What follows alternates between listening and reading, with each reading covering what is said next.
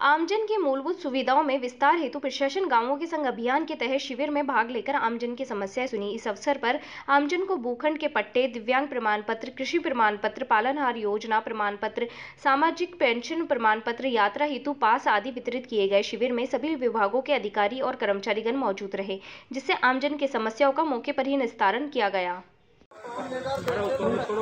आज इस उपलक्ष्य पर दूदू विधानसभा क्षेत्र में हमने 3 कोविड केयर सेंटर की आज शुरुआत की।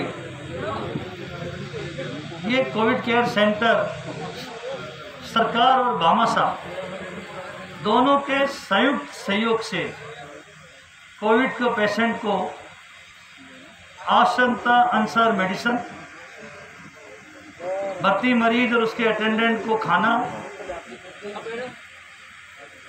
एसडीएम साहब प्रणाम।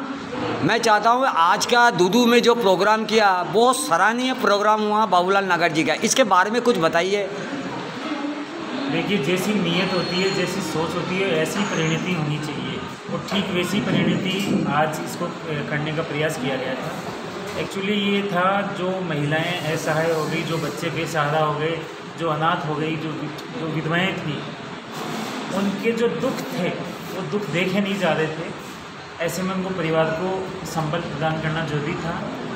गरीब महिलाओं को विधवा पेंशन से जोड़ना जरूरी था, उनके बच्चों को पालनहार से जोड़ना जरूरी था और जरूरी था कि वन टाइम उनको एक्स ग्रेशिया भी दिया जाए।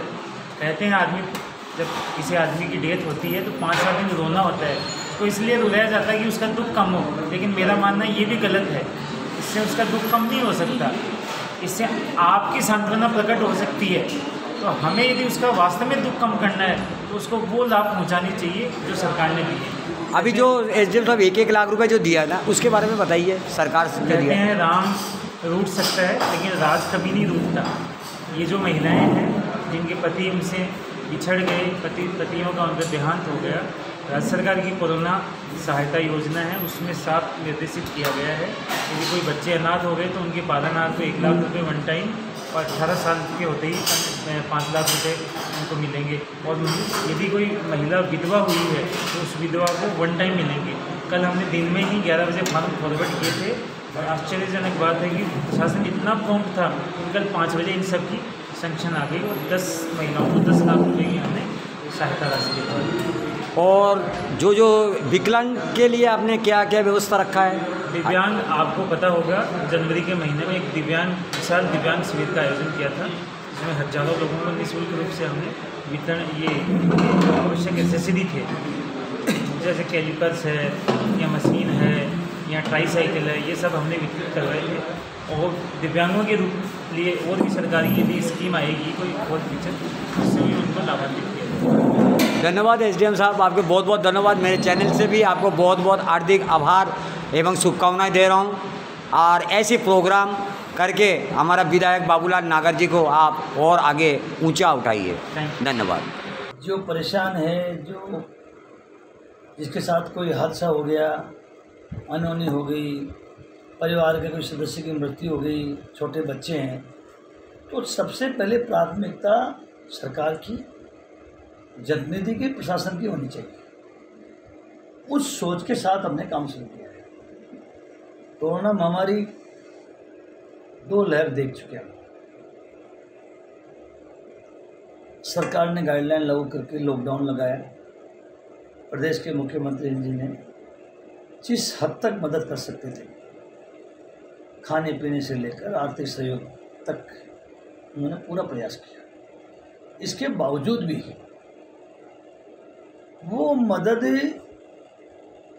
इतनी ज़्यादा नहीं होती है कि सब लोगों तक मदद पहुंचने के बाद ये निश्चिंतता हो जाए कि इनको रोटी रोजी की कोई परेशानी नहीं आएगी। मुख्यमंत्री जी ने अपील करी, प्रशासन ने भी अपील करी, जनता से अपील करी। हमने उन अपील को अपना संकल्प बनाया और फर्स्ट लहर में हमने 4 करोड़ रुपए की खाद सामग्री दी। हमने महाशितन किए। जो लोगों की डेथ हो गई थी उनको 2 बार हरिद्वार भी 10 वर्ष से भेजा। इसमें ऐसा समन्वय बनाया सोच मुख्यमंत्री जी का था, उस सोच को कामयाब बनाने का मैंने संकल्प लिया। मेरे संकल्प को सफल बनाने के लिए पूरे प्रशासन ने उसमें जी जान लगा था। और आज यही कारण है, दूर जैसा क्षेत्र जहाँ गरीब लोग रहते हैं, इनका मुख्य काम मजदूरी और कृषि है। बरसात आती तो कृषि है, बरसात नहीं आती तो केवल मजदूरी। वहाँ 2 करोड़ रुपए की राशि इकट्ठी हो जाना, इस सेक्युलर लहर में हमने देखा है किस तरह से लोगों की जान बची है।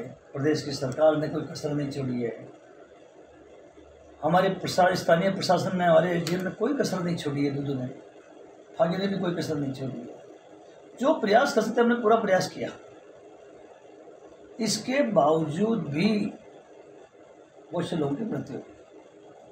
अब चाहे कोरोना से मरे, चाहे बिना किसी और बीमारी से मरे, जिस परिवार में मुखिया मर जाए, जिन बच्चों का पिता मर जाए, जो वही रोटी रोजी कमाने वाला आधार था, तो एकदम से संकट पैदा हो जाता है।